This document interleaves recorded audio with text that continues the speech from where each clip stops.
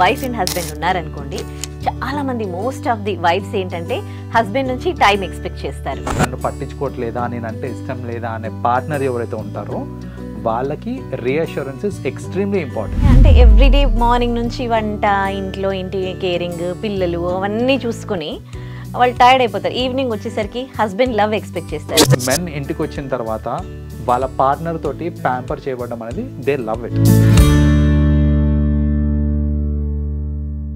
Welcome to I dream relationship lab. నేను Udayasri. Present మనతో ఉన్నారు రామ్ మెట్టు గారు, లైఫ్ కోచ్, రిలేషన్షిప్ ఎక్స్పర్ట్. మాట్లాడదాం. హలో అండి, welcome to our studio. Hi అండి.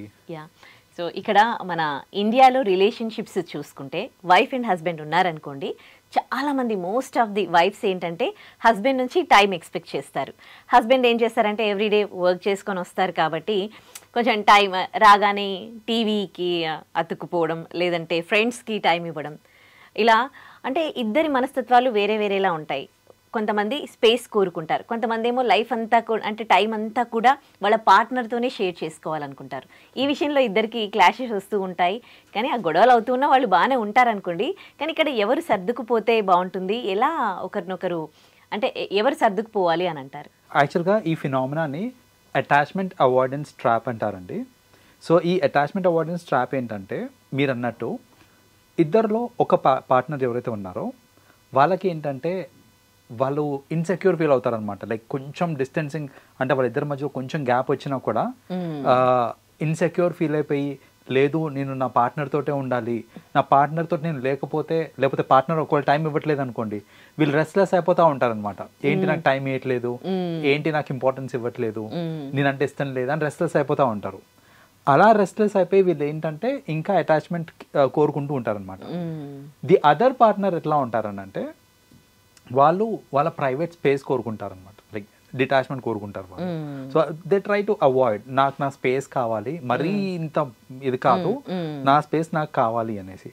సో ఇక్కడ ఏమవుతుందంటే ఇది ట్రాప్లో ఏమవుతుంది అని అంటే, వీళ్ళు దూరం పెట్టిన ప్రతిసారి వీళ్ళు ఇంకా దగ్గర అవడానికి ట్రై చేస్తూ ఉంటారు, వీళ్ళు ఇంకా దగ్గర అవుతున్న ప్రతిసారి వీళ్ళు దూరం పెట్టడానికి ట్రై చేస్తూ ఉంటారు. So this is the trap that they get in to అనమాట. మోస్ట్ కపుల్స్లో ఉంటుందండి ఇది. అండ్ దీనికి ఫస్ట్లీ రూట్ కాజ్ ఎందుకు అలా అవుతుంది అని అంటే, it is the difference in upbringing. So ఇప్పుడు జనరల్గా ఏంటంటే ఒక వెరీ స్పూన్ ఫెడ్ వీళ్ళుంటారు, కిడ్స్ ఉంటారు చూడండి, వాళ్ళకి ఏంటంటే అటాచ్మెంట్ ఎక్కువ ఉంటుంది, ఆ డిపెండెన్సీ అనేది ఎక్కువ ఉంటుంది అనమాట. చిన్నప్పటి నుంచే ఆ ఇండిపెండెంట్ నేచర్ అనేది డెవలప్ కాదు. ది అదర్ పార్ట్నర్ ఎవరైతే ఉన్నారో వాళ్ళకి సంహవ్ చిన్నప్పటి నుంచి కొంచెం ఇండిపెండెంట్ గా బతకడం అనేది నేర్పించుంటారు. ఇలాంటి వాళ్ళిద్దరూ ఒక రిలేషన్షిప్కి వచ్చినప్పుడు ఈ డిఫరెన్స్ ఇన్ అప్బ్రింగింగ్ వల్ల that's a primary root cause అనమాట. ఇది అనేది జరుగుతుంది అనమాట. ఇలా ఈ ఫినామినా కనుక ఏదైనా రిలేషన్షిప్లో ఉంది అంటే ప్రతిసారి లైక్ ఆల్మోస్ట్ ఎవ్రీ డే వాళ్ళిద్దరికి గొడవ అవుతూ ఉంటుంది అనమాట. సో ఒకళ్ళు ఏంటంటే నన్ను పట్టించుకోవట్లేదు, నాకు ఇవ్వాల్సిన టైం ఇవ్వట్లేదు, ఇవ్వాల్సిన టైం ఇచ్చినాక కూడా అంటారనమాట, ఇవ్వాల్సిన టైం ఇవ్వట్లేదు, నీకు నాకంటే వేరే వాళ్ళే ఎక్కువ, నీ ఫ్రెండ్సే ఎక్కువ, ఇలాంటివన్నీ అంటూ ఉంటారు. ఇంకొకరు ఏంటంటే దాన్ని ఇంకా భరించలేక వాళ్ళ ఫ్రెండ్స్ దగ్గరికి వెళ్ళి, అరే మరీ జిడ్డులాగా పట్టుకుంది, అస్సలు కొంచెం కూడా నాకు ప్రైవసీ లేదు, ఇలాంటివన్నీ చెప్పుకుంటూ ఉంటారు అనమాట.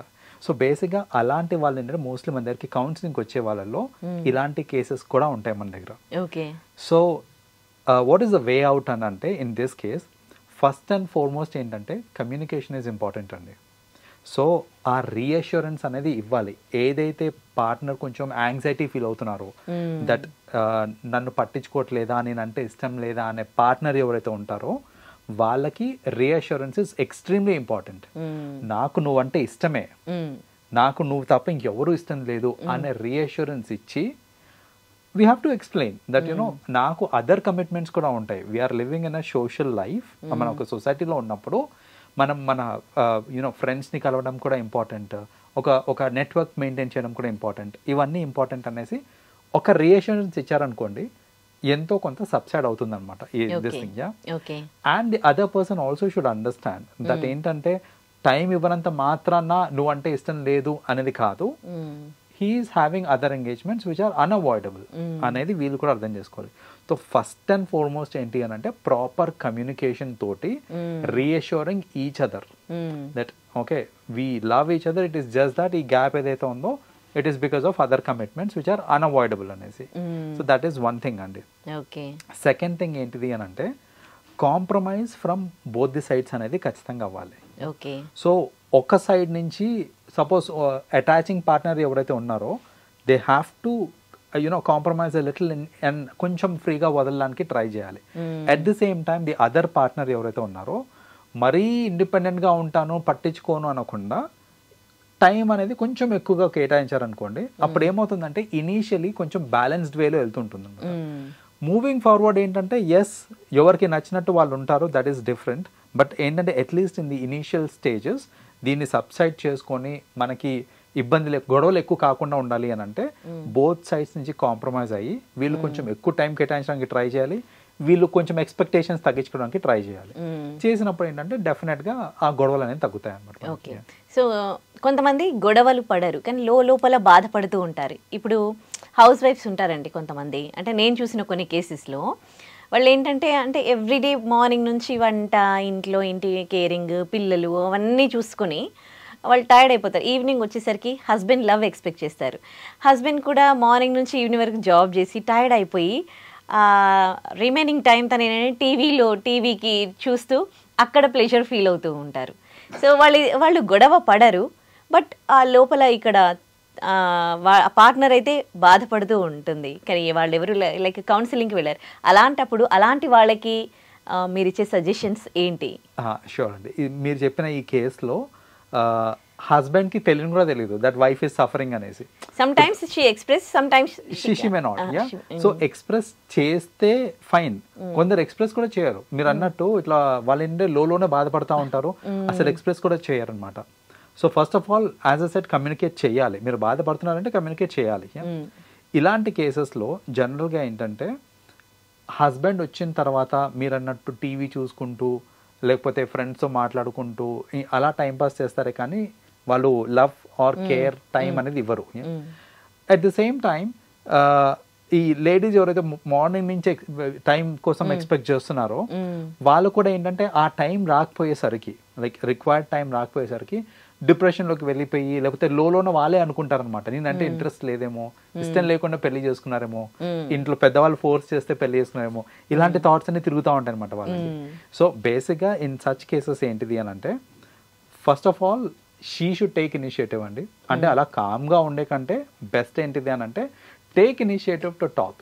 ఇప్పుడు మీరు మాట్లాడుతుంటే ఆగు నేను టీవీ చూస్తున్నాను అయితే అన్నారు కదా, so it's like you take initiative. అలా కామ్గా ఉండే కంటే లేడీస్ ఇనిషియేటివ్ తీసుకొని మాట్లాడి కొంచెం ప్యాంపర్ చేసి అంత ఎలా ఉంది, హౌ వాజ్ యువర్ డే అని అడగడము. సో ఇలా ఏంటంటే టాక్స్ ఇనిషియేట్ చేశారనుకోండి వాళ్ళకు కూడా రెస్పాండ్ అవుతూ ఉన్నప్పుడు they will feel good about it. See because you are pampering here. ఎందుకంటే చెప్తున్నాను ట్రస్ట్ మీ ఫ్రాంక్లీ, మెన్ ఇంటికి వచ్చిన తర్వాత వాళ్ళ పార్ట్నర్ తోటి ప్యాంపర్ చేయబడడం అనేది they love it. Some people వాళ్ళ ఏంటంటే రియలైజ్ కూడా కారు ఇలా ప్యాంపర్ చేస్తే బాగుంటుంది వాళ్ళకి తెలియని కూడా తెలియదు. సో విమెనే if she takes initiative to pamper the one who just came from office, అప్పుడు ఏంటంటే వాళ్ళు కూడా టీవీ చూద్దాము ఇవన్నీ ఎక్స్పెక్ట్ చేయరనమాట. స్లోలీ వాళ్ళు కూడా వాళ్ళ హ్యాబిట్ మార్చుకుంటారు. Like you know they want to spend more time with wife. So it is in the hands of wife again. So తను ఇనిషియేటివ్ తీసుకుంటే ఆబ్వియస్లీ ఈ గ్యాప్ అనేది ఫిల్ చేయొచ్చు అనమాట. రైట్, థ్యాంక్ యూ అండి. వెల్కమ్ అండి.